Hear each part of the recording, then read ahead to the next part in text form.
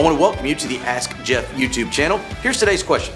In Revelation chapter 13, verse 16, the mark on the forehead or the right hand, is that a literal mark? If so, how does it get there? Also, us that belong to God, will we have a mark, and what is that mark? Okay, a lot of different things to happen here. So let's begin with chapter 13, verse 16, that famous mark of the beast. Per the question that was asked, it said on the right hand or on the forehead. Interesting that the original Greek word that's used there is the word epi. Think about EpiPen, epidural. The word epi can mean on, under, around, in, through. There's really no strict definition. It is a word that has to be translated in context. So, for example, you would never say, I'm going to remember you on my prayers. You would say, I remember you in my prayers, but you would use the word epi.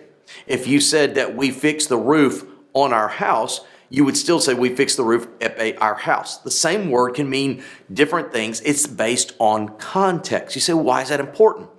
Because when you go to Revelation 13, 16, there are some Bibles, particularly the King James Version, that use the word in, others that use the word on. The word is epi, and so therefore it is the context of. And one of the things that I believe is that word in, not only because it was in that one specific version, is the one that we should subscribe to because it is the most stealthy of items. And in fact, when you get to chapter 16 of the book of Revelation, it says that the Lord causes that mark to burst out and it creates a grievous sore on the body. Well, we know that those sores that we often get on our body are created from something on the inside, then manifests itself on the outside. So again, how does it get there? Well, in today's world, there's a lot of different technological means by which we could place something not just on, but in particularly that we could place, quote, in the body. Now, what about believers and their respective mark? Now, when you get to the book of Revelation, understand that as I subscribe to, those that are walking through this great tribulational period are not what you and I call the church today. I do believe, per 1 Thessalonians 4, 1 Corinthians 15, and a host of other passages, that we will be, quote, as the Bible says, caught up to be with the Lord. However, Revelation chapter 7, there are those from all peoples, groups, and nations that are believers during this, quote, tribulational time period. According to Revelation 14 and others, it says that God writes his name in their forehead.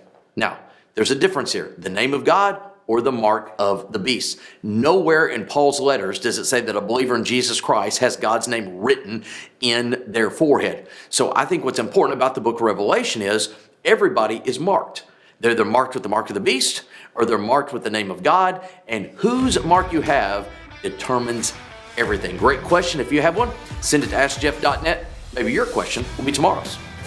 Thanks for being a part of today's daily question. Now, we answer a question each and every day. Please feel free to submit a new question at AskJeff.net. We may not have gotten to yours today, but we eventually will continue to be a part of this. Subscribe so you don't miss out on a question every day.